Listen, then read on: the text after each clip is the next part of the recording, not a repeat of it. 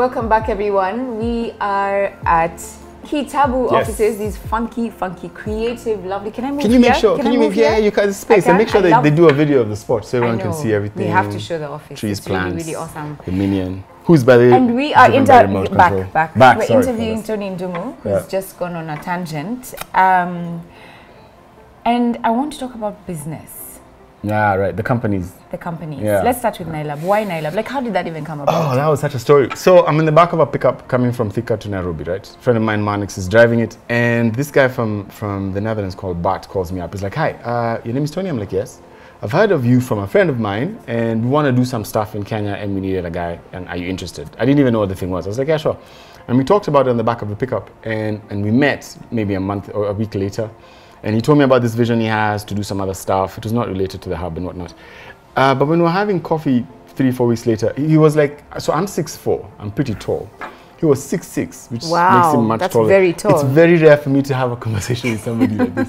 But when we were having coffee, we were talking about how many tech companies are out there. And, you know, we should create a space for everybody to come, is what we said. And Bart was like, yeah, you know, that sounds like a good idea.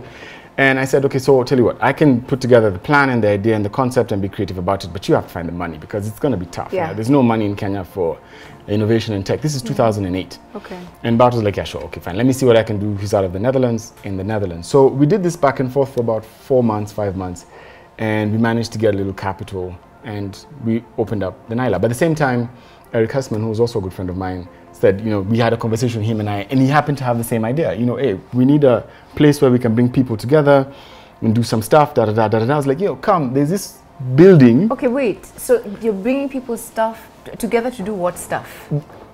Technology is such that you're solving a problem with an innovation that you don't know people will pick up. That's what technology is. Basically, you work in a laboratory. Okay. You're just trying to come up with solutions for problems that either you don't have the right to, permission to get involved in, you have no say, you're an external feature. You literally are a tick in the system. Okay. That's why it's called disruption. You come and disrupt what is the norm. So any technology company that succeeded in doing it, the Ubers and the Airbnbs and the M-Pesas, they disrupted the system. And but they never in some sort of environment like that. And that's the thing about that environment. Okay. They never knew all the pieces they needed until they came into a place where all the pieces were there. Okay. And that's what hubs do.